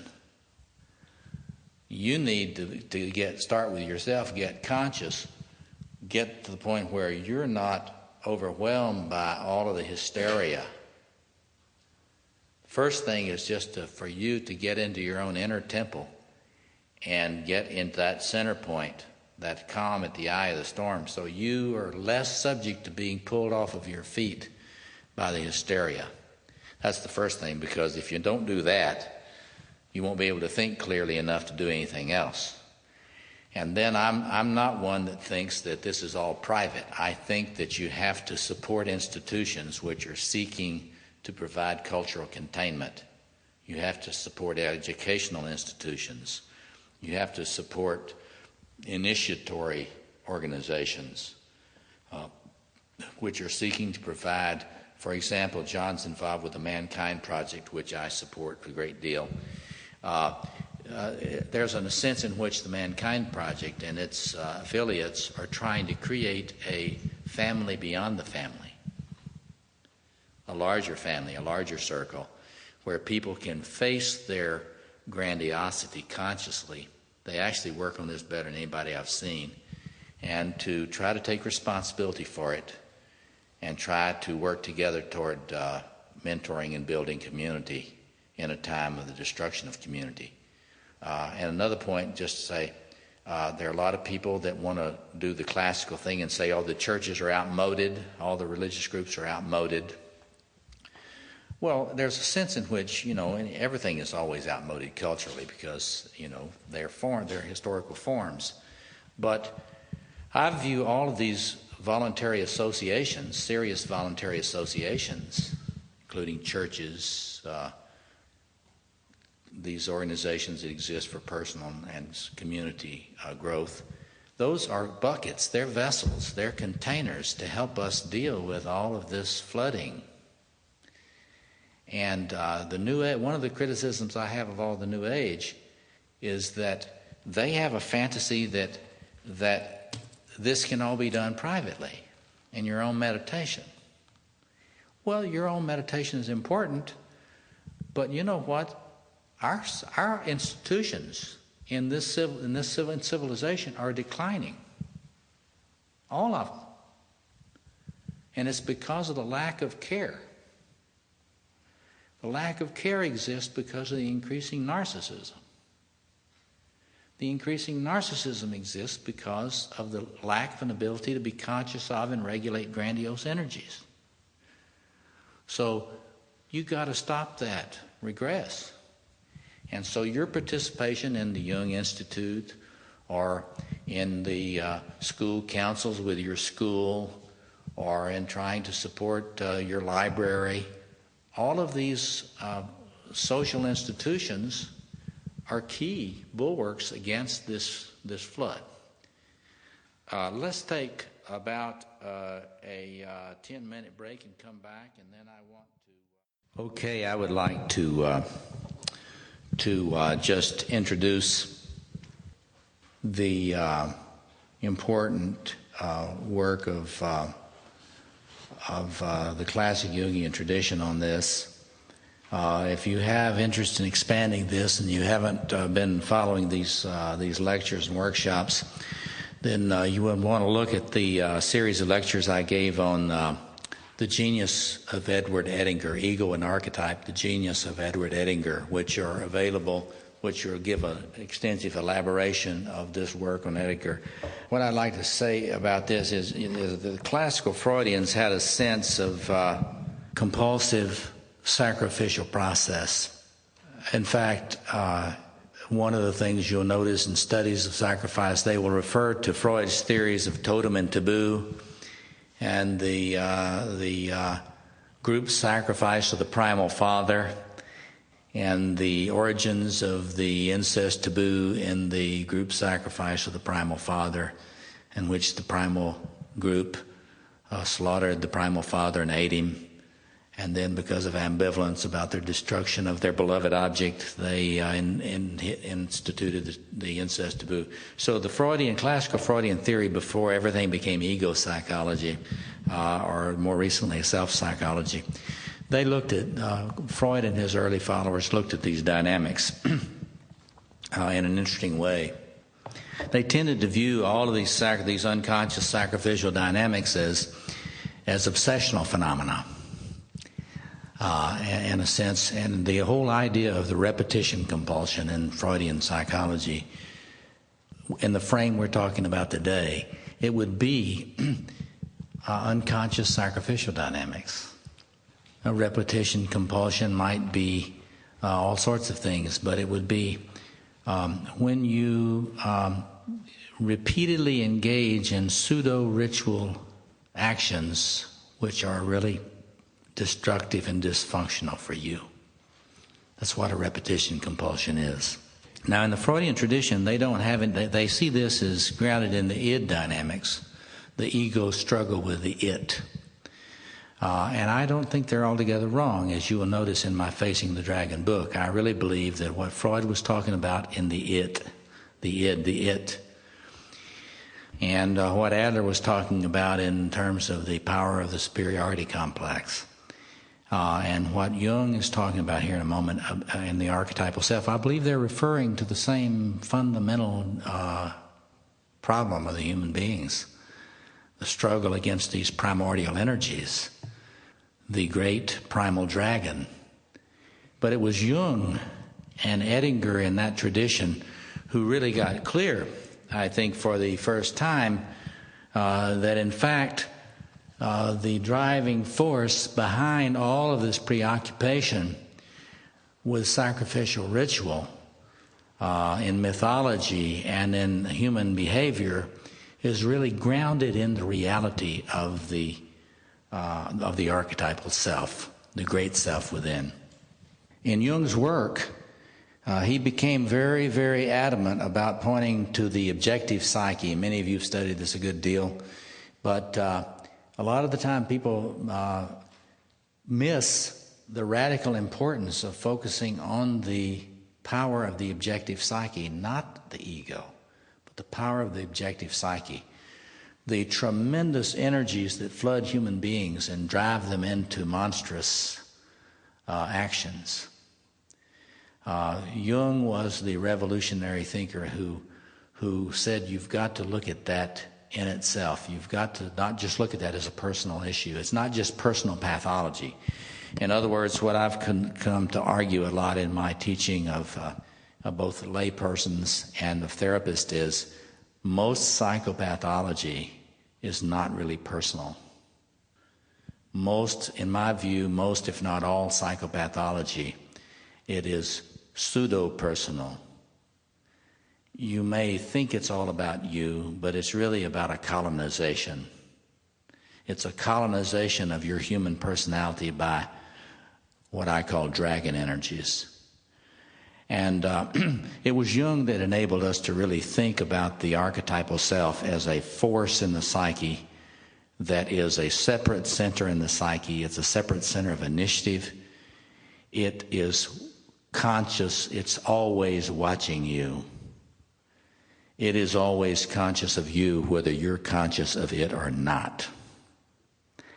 And that is probably the most radical, important thing, in my view, that a person has got to get clear about. And I think Jung was the revolutionary breakthrough. He got clear. There is a objective psyche. There is a great self. It's paying attention to you. And it is monitoring, this archetypal self is monitoring whether or not your ego conscious is aware of it. Because if your ego consciousness is not aware of it, your ego consciousness is involved in all sorts of unconscious interactions with it. And in the context of our workshop today, there are sacrificial interactions with it. Unconscious sacrificial interactions with the archetypal self. The insidious thing that there's a mystery behind it, I'm sure, but the insidious thing to me is that when you are at your most, quote, humble, unquote, when your ego feels alone and helpless and alienated, it is precisely then that you are very inflated. You're most inflated when you have declared yourself to be alone, when you've declared yourself to be without resources. This is not our typical picture of what narcissism or inflation is like. This is one of the things that I've criticized classical Jungians for, because classical Jungians fall into the same kind of boat as somebody like the Freudian Otto Kernberg, who they can't stand narcissistic personality disorders because they are so arrogant and pompous. What these people don't realize is that that's not the only way to be inflated. And what I've tried to do in my work is to show that it is really the question of how one is colonized by these archetypal energies or not that's actually clearly a function about how aware am I of the archetypal self and its presence? How aware am I of what sacrificial interactions that are going on with me right now between me and the archetypal self? Because if I am not aware of what's going on between me and the archetypal self right now, I'm walking in a cloud. So if you're a therapist or if you're a person interested in that, you listen to those lectures on archetype, compulsion, and healing.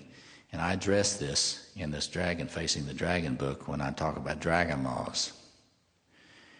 And that's like, this is where I'm on the same page with Jung. Number one, the archetypal self it's not you. It's very powerful. It's aware of you whether you're aware of it or not. If it senses that you're not aware of it, it does not like this. It's not happy about this. It tends to become an adversary when you're not aware of it. That is to say, when you turn a cold and blind eye to the presence with a capital P. That's an arrogant act. It doesn't feel arrogant. I'm just little old me. There's nothing big in me. Typical Adlerian neurotic. I'm not superior. But something under the surface is very big. And Jung's whole emphasis was, get conscious. This thing is huge. It's the more unconscious you are of it, the more dangerous it is. What is individuation about? Individuation is about getting clear that you're not it. Individuation. Think about individuation is coming, here's where the merger with you or ego and the archetypal self is as a child, in primal infant. Development is about gradually differentiating from it. So you know you're not God in that simple way that you thought. So Jung built the whole edifice of the individuation process, not on becoming archetypal, not on romanticizing archetypal experience, but in getting clear about how much of our experience is archetypal, impersonal, transpersonal, and trying to support the human being as the human being tries to emerge out of the archetypal matrix. Individuation is emerging out of the archetypal matrix as a person. And so that, according to Jung and all classical Jungians, requires becoming more conscious. When you become more conscious, you face the ways in which you are in a participation mystique with the archetypal self. I may experience the archetypal self in John, in a transference, an idealizing projection to John.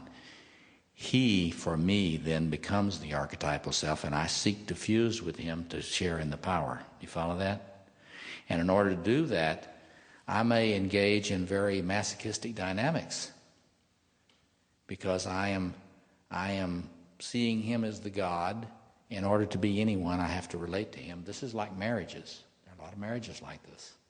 A lot of friendships like this. One of the things I try to do with people when I work with them is to have them look at their relationships to see where they may be idealizing the person they're in relationship with rather than relating to them. If you're idealizing them, you're making them into the carrier, the vessel of the archetypal self, and you're not really relating to the human being. And you're likely to have a lot of rage with the person.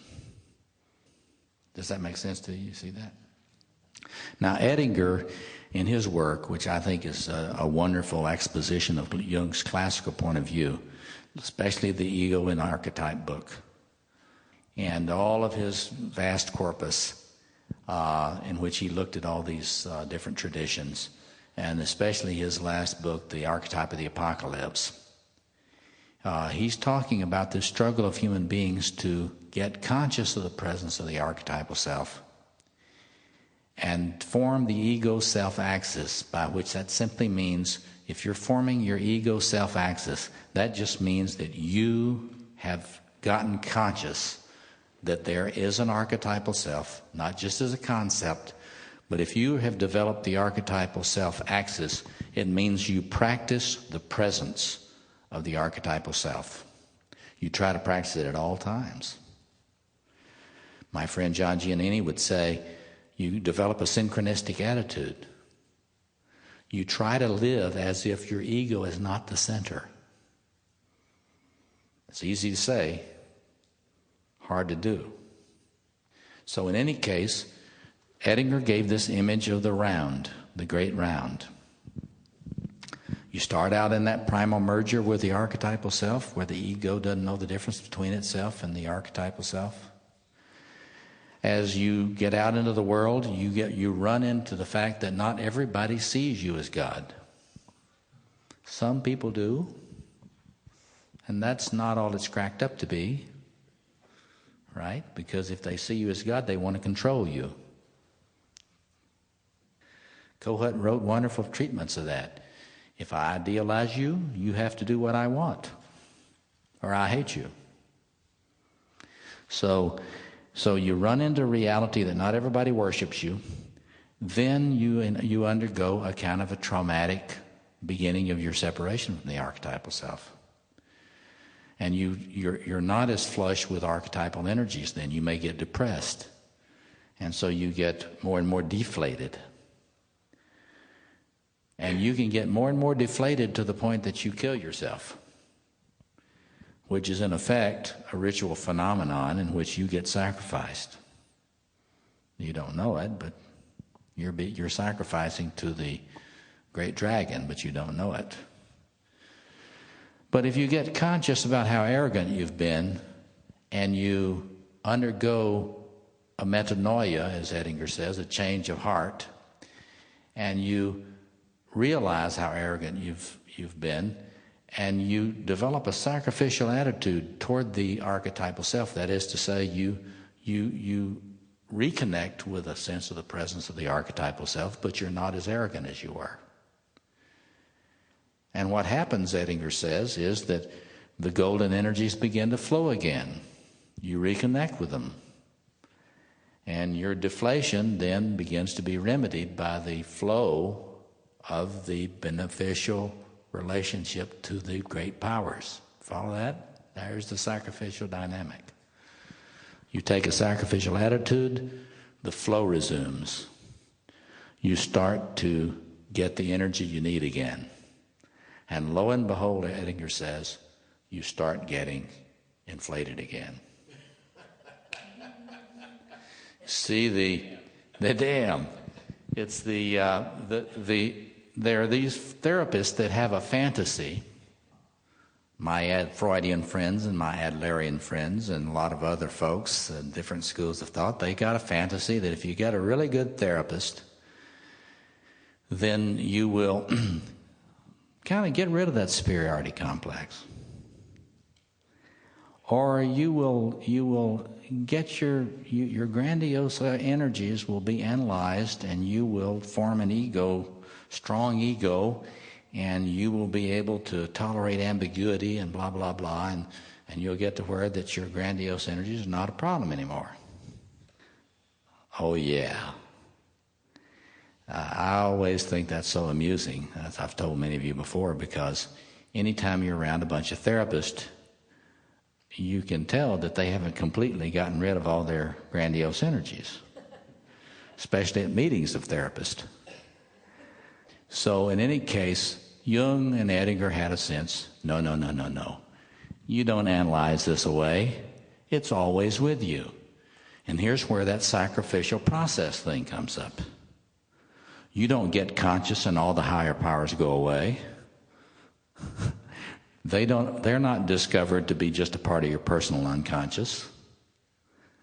You get conscious, you realize, oops, they're still here. Well, what is my choice? Well, I can go back into denial and pretend they're not here. That's what modern people do. And then they return in the form of an addiction. Or I can get nervous and become a fundamentalist. And I can think that I am really being humble. But what I've really done is to create a franchise of the sacred energies that I think I run. I am the McDonald's of sacred energy, which is a hidden inflation. A friend of mine, Robert Franklin, recently wrote a book on spirituality in America, in which he was differentiating Americans' interest in spirituality from religion. And I think it's very interesting because a lot of people are realizing that if you get too tribal with your religion, there's something weird about that. And I think that's sort of a move in the Jungian direction, the realization that the inner position really is the key thing. It's not that we don't need the religions. We do need every resource we can have against all the flooding. But you got to be careful about your solutions to your grandiosity. And one of the ways, of course, you can always tell is self-righteousness is always inflation. Not everybody that's self-righteous has a compulsive gambling problem, but some of them do, if you've noticed recently. So anyway, this is the great cycle. So what's it got to do with our topic for this weekend? Well, you've got to get conscious about your sacrificial process. This was Edinger's whole thing. You've got to get conscious about living continually in an awareness of the great presence and how you're going to relate to it. What does it require to relate to it? So the Jungian point of view has helped us to get a sense that this is not just primitive superstition. Becoming modern won't make this go away. People that engage in sacrificial process are not just those primitives over there. It's everybody. Everybody engages in sacrificial process. The only distinction is not whether you do it, it's how conscious are you about what your sacrificial process is. And if you became conscious of it, what would you want to change about it? In other words, how would you improve the creativity of the particular stance towards sacrificial process, toward the archetypal self that you can make? Do you see what I'm getting at? We're going to come back this afternoon and talk about getting clearer about what the unconscious offerings we're making to the archetypal self are. And here again, I just want to underscore the point, and then we can discuss this some. You don't get to choose whether you're going to make sacrifices, offerings. The only thing you're going to be able to do is to be relatively more unconscious or more conscious about what offerings you're making and what direction, what altars you're making them on. Because if I make an offering on this particular archetypal altar, it looks this way, and it has certain effects. And it's not the same as an offering I might make on some other altar. It's Jung's psychology that's made it possible for us to reconnect with the eternal situation of humans. We don't get away from the powers. We only can become more conscious and awake and more creative in our ritualization of this in our spiritual life. So we've got about 15 minutes. Let me open it up for comments and questions. Yes? This is very difficult in the real world, in the sense that as you develop your own spirituality, you become more and more involved as a human being. And your value system is not the same as someone who has not gone through this process that you have gone through. All right. Sure. Now, you have this value system, and you are in a society, and the society does not support this value system. It's true. So that if, like this gentleman was saying, he works during the daytime at something that he doesn't like, he has a family, he's making concessions, and that has an impact on his personality. Sure. Now, when you're in the system and they don't provide you with the financial resources to care for the people within the value system that you have evolved, you know that they are wrong, but you're not in a position to make any changes in that. It's true. When you work for a drug company and you are trying, you know the problems that are going to affect our country with these diseases that are coming in, but the shareholders want their money, which limits your ability to do the kind of research that you know as a person, as a more evolved person, right. You have a conflict. Yes, and, you do. Indeed, you do. When you know that children have special needs, but the community is not going to provide for these special needs, that makes you almost an accomplice in this kind of pathology that you have no control over. So that's called contagion in the ancient world. Do you hear she's saying that you inevitably, living in the social world, you are affected? Well, I'll translate it. You're affected by dynamics in the social world which are fueled by grandiosity of a lot of other people, not just your own. And this is true. You see, this is part of coming to, becoming awake to the situation we're in. So that is certainly true. And I'd be the last person to tell you, and Carl Jung would be the last person to tell you, that coming to consciousness is easy or it's not painful. Because that's why, if it were so easy or painless, a lot more people would do it. So now, did you have a particular thing you wanted to flag with that? I totally agree with you. I will tell this gentleman that there was a book that was written several years ago called Modern Madness, and it was commissioned by the federal government to do a study as to why government agencies don't work. And the man who wrote the book, I've forgotten his name, he was a psychoanalyst from Washington, I believe. And he was also very grounded in corporate theory. So his premise was not why the government agencies don't work. He said that what's happening in our country is that this is across the board, that all of our organizations are becoming more bureaucratic. The hospitals, universities, the schools.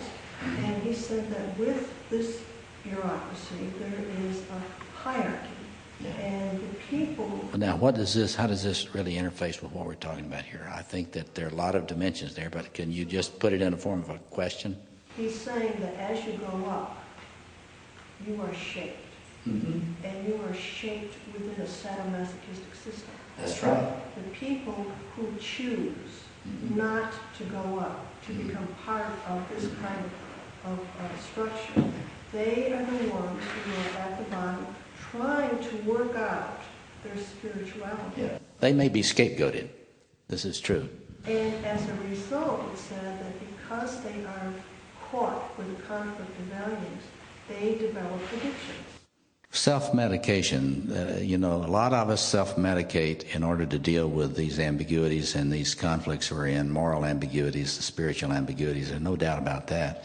But one thing I would want to be really very careful about with this sort of thing, that is to say, one of the marks of sort of unconscious sacrificial stuff is when you get into a fantasy of powerlessness. That is to say, that's always an idealization. When you get into the fantasy that you have no power of agency, it's always an idealizing dynamic. And it's not to say that you've got unlimited power, but every person has got some power, and that they have to steward. And it's very daunting now for people who are trying to be awake. There's no doubt about that. But what do some people choose? They choose, well, it's too painful to be awake. Let's just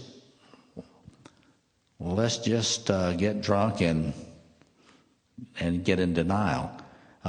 I gave a set of lectures on the courage to be transformed, which addresses these issues you're talking about. Paul Tillich was very aware of that, and if you'll listen to those lectures, he'll address the challenge of courage in these times. Yeah.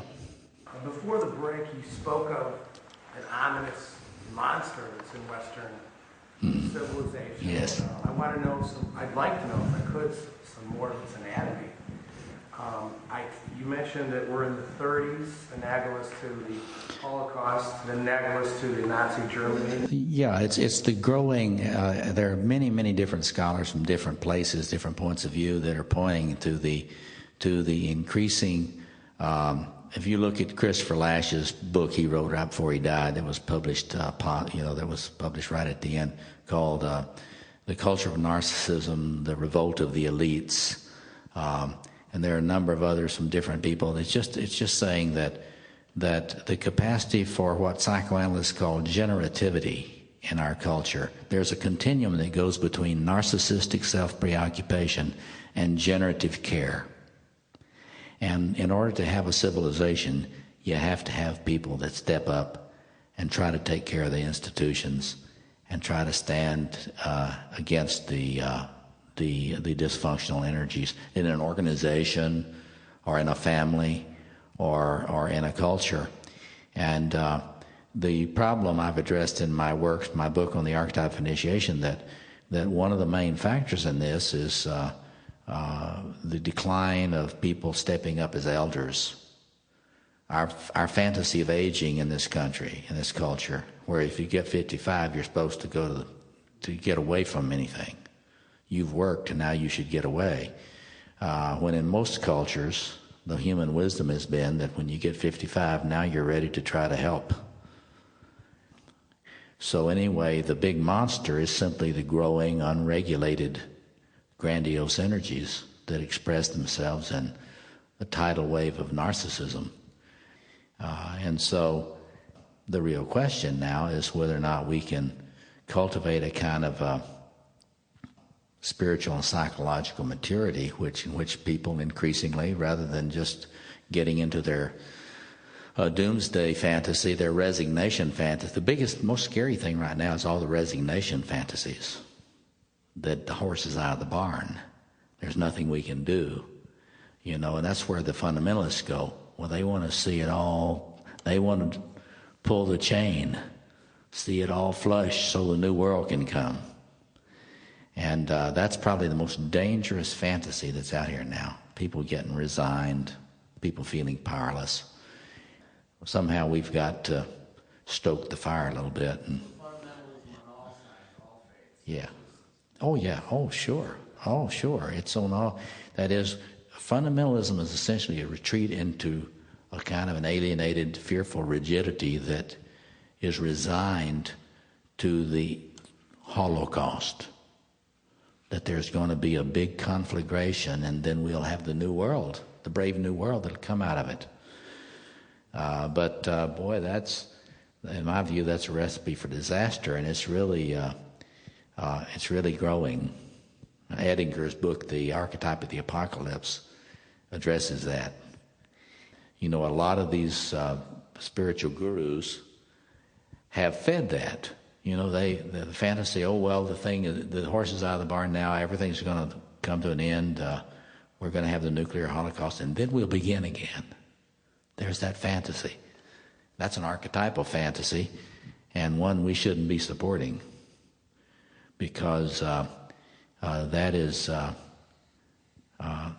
predicated on all this archetypal stuff working out, and if we just kind of hit the restart button, then we'll be back to Eden. So would an individual psyche in that mode of this is the end of the world, yeah, aren't they much more apt to take rash, much more apt to kill? Oh, absolutely. That's desperation. See, when you're most desperate, you're at the end of the world, then you want to destroy the old world. And the other side of this coin is grandiosity too, because if you're apolitical and you just don't care about anything, and tell me how that's grandiose. Same as the Republicans, it's all. That's right. Well, how is that? How is that? He's saying that if you get into that, everything is messed up. The Democrats and Republicans, they're all alike. If you get into that, how is that grandiose? I think it is grandiose. It's grandiose because you're removing yourself from the process, number one, and just leaving it to somebody else. Yeah, for the Adlerians, it's like Adler was really good at it. He really saw through that one, because he said anytime anybody declares bankruptcy, it's really a power move. It's really a hidden power move. It's saying, you do the work. You do the work. Let Jesus do the work. That's the fundamentalist fantasy, fundamentalist dependency fantasy. Jesus paid it all. Let him do the work.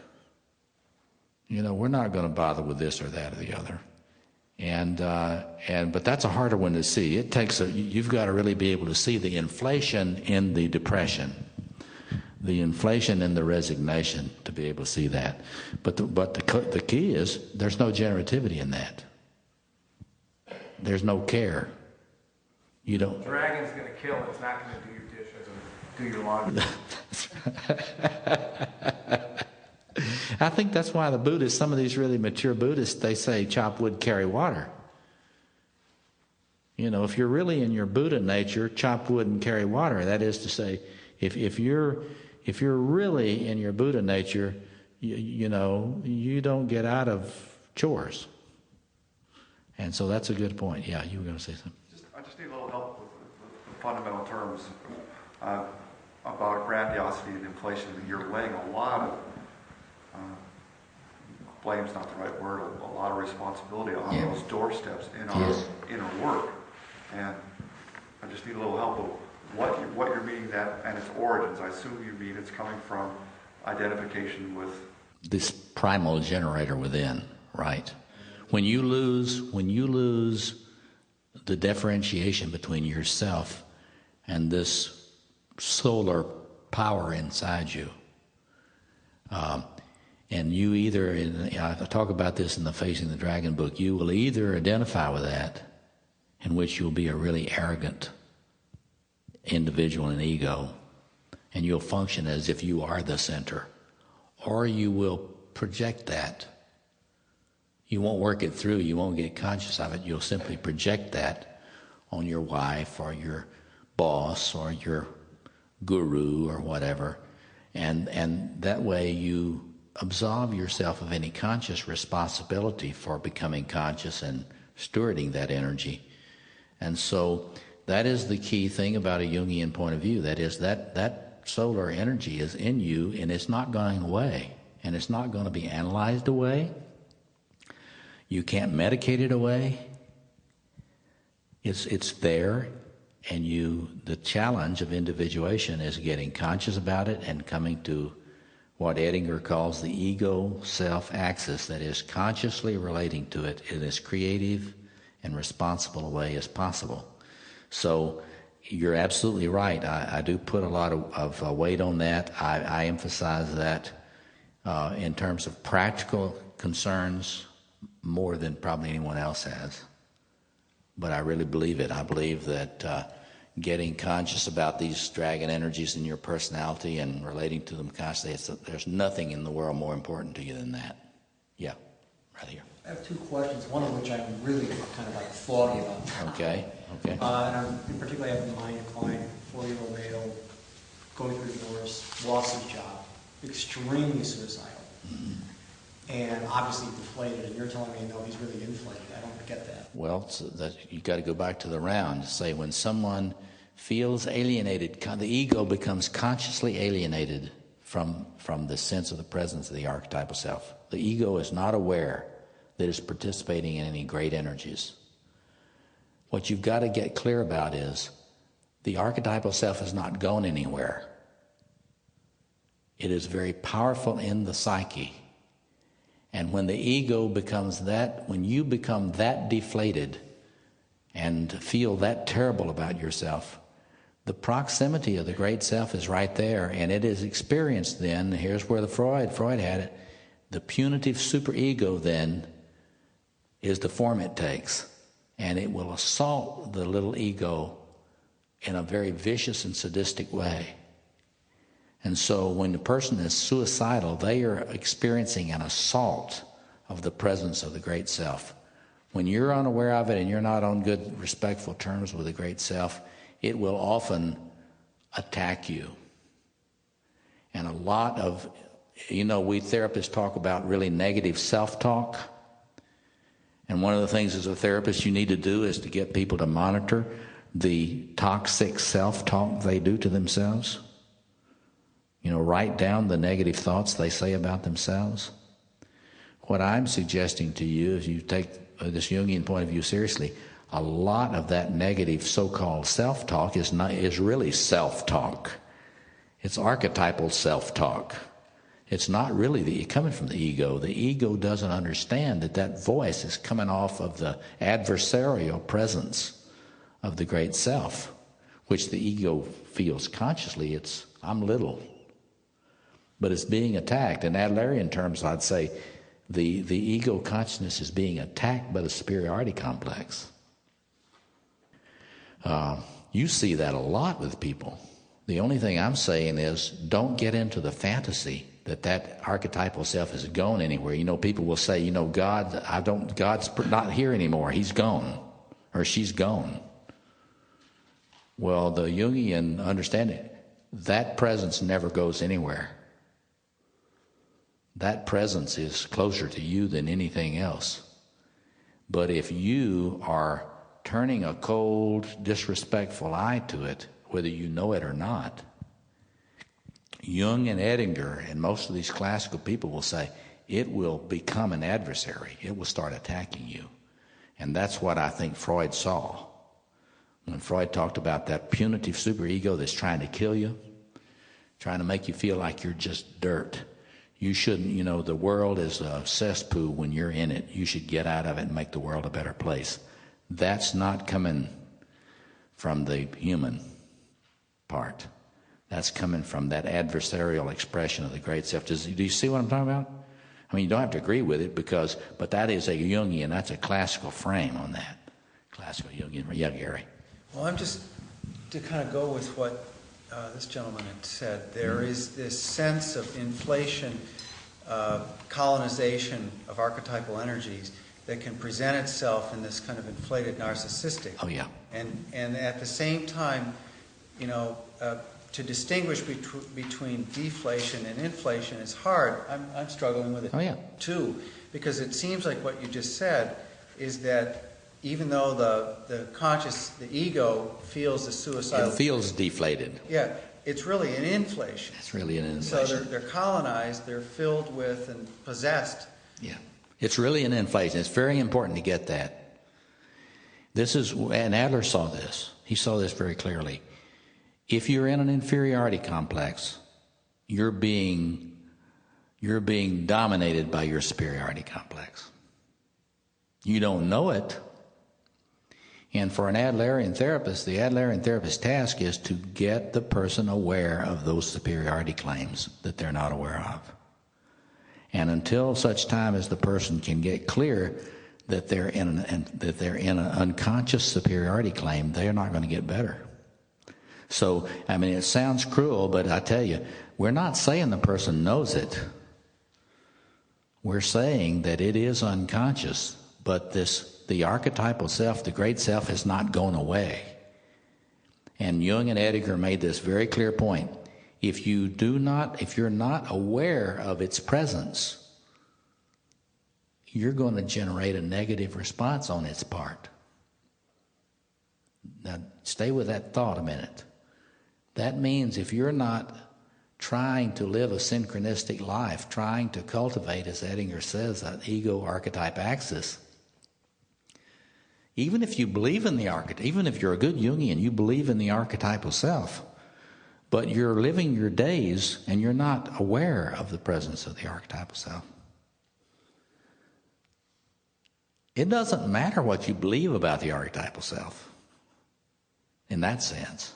Existentially, what matters is if you're aware that you're never alone, and that you're aware that if you cultivate an awareness of its presence and try to be respectful and collaborate, be a partner of it, it won't attack you. You see, this is the existential issue. And this is why we're talking about this today. Because creative sacrificial process means you can't creatively sacrifice to a presence that you're not conscious of being present. And if you're not conscious of it being present, the ego has closed up. And Jung and Edinger warn constantly, don't do that. Don't let your ego close up. Why? Because when your ego closes up, it is declaring there is no other presence other than me. And Jung simply reports that when you do that, the archetypal self will turn a hostile face to you. That's the clinical experience. Now, does anybody not get that now?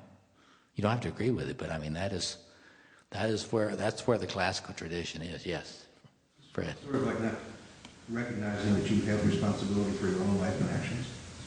Is that what comes out of that? Well, but the opposite, it's not recognizing you have responsibility for your own life and actions, but also it would also issue is if you thought that you had all the responsibility for your life and actions. That is to say, one mark of ego inflation is when you think you have more power than you do, or you try to live as if you have more power than you have. Did you see that? I mean, because this is why, you need to work with people. People have to become very aware of what their offering is, and become less invested in outcomes. Because you can control your offering, your conscious offering, but there are a lot of synchronistic factors that go into what's going to happen that you're not in charge of. And if you think you're in charge of it, it's a massive inflation. Yeah. Could you define what deflation is? And my second question is, the entertainment industry over the last many, many years has been supplying us with a steady diet of violence. And is this a collective call for help? Mm-hmm. Well, let me just touch on that deflation again. Remember, when Edinger is talking in that ego and archetype about deflation, or when he's describing that, he's talking about the subjective experience of the ego. He's not talking about whether the ego is inflated or not. He's talking about the subjective experience. Like, I'm feeling great. I'm riding the wave of archetypal energy. I'm wonderful. I'm so wonderful that if I got any more wonderful, they'd arrest me. There's a little inflation there, but the ego subjectivity feels it. When the ego begins to feel deflated, it's not aware of being in the presence of all those positive energies. But they haven't gone anywhere. And they will be active. The important thing for you to get clear about, the archetypal self is always acting. It's always giving off energy. And the ego's attitude toward it has a lot to do with whether the manifestation is creative or destructive, is all of it. That's what's important to get. So when we say deflation, don't think humble. Don't go to humble. It's not humility. When you're feeling deflated, you probably are unconsciously very, very grandiose. That's the important thing to get. And the other thing is all this violence a collective cry for help? I think it is a cry for adequate ritual leadership and containment. It's desperation. But I think that the entertainment industry has figured out that if it wants to sell things, it needs to push our compulsive buttons. And in order to push our compulsive buttons, it needs to stimulate the old brain. And if I'm going to stimulate your old brain, I need to give you images which elicit primal, sexual, and aggressive responses, which are clearly archetypal in nature. But my purpose as an advertiser is not to help you regulate. I like to tell people, when my goal for you, if I work with you, is I want you to rock and roll, and that is get the juice, but I want you to regulate so you don't fry. Well, they want you to rock and roll, but they don't want you to regulate. They want you to buy. Follow me? Their investment, all of television's investment is in getting you to act out. You got to be clear about that. It's sort of sorcery.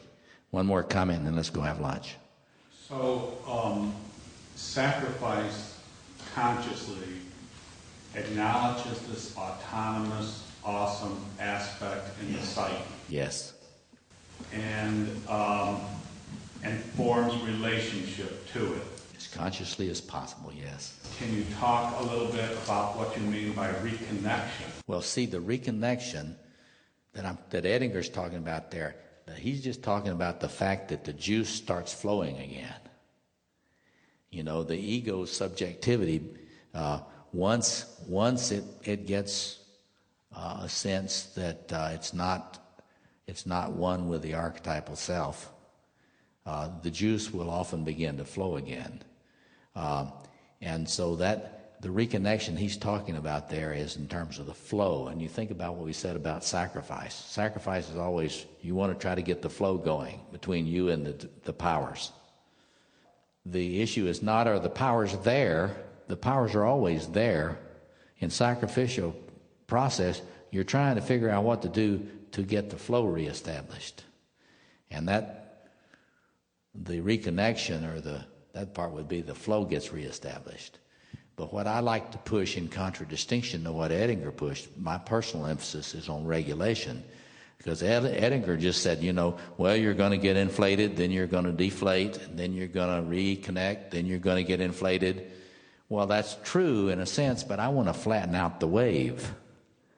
I want to get you to where you don't have to go as low, you don't have to hit bottom before you start getting more energy again. I want you to be able to tune it so that you don't get too manicky before you can turn the rheostat a little bit and fly a little bit lower altitude so you don't get lost out there, So Edinger didn't have benefit of a lot of the recent studies that we have of regulating these energies.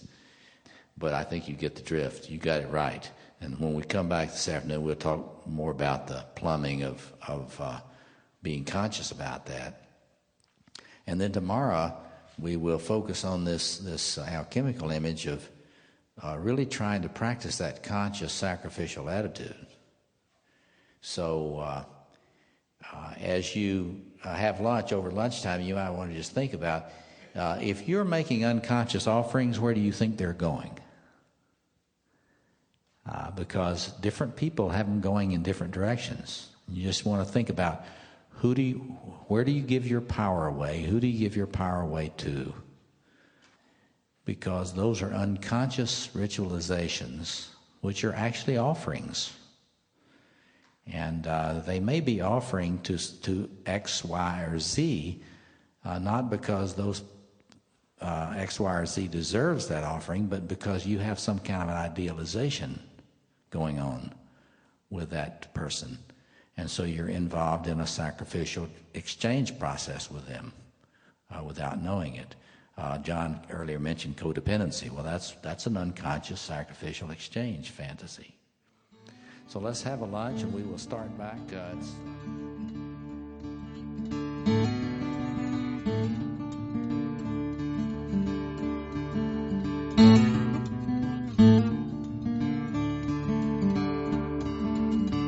This podcast is distributed under a Creative Commons Attribution, Non-Commercial, No Derivatives license.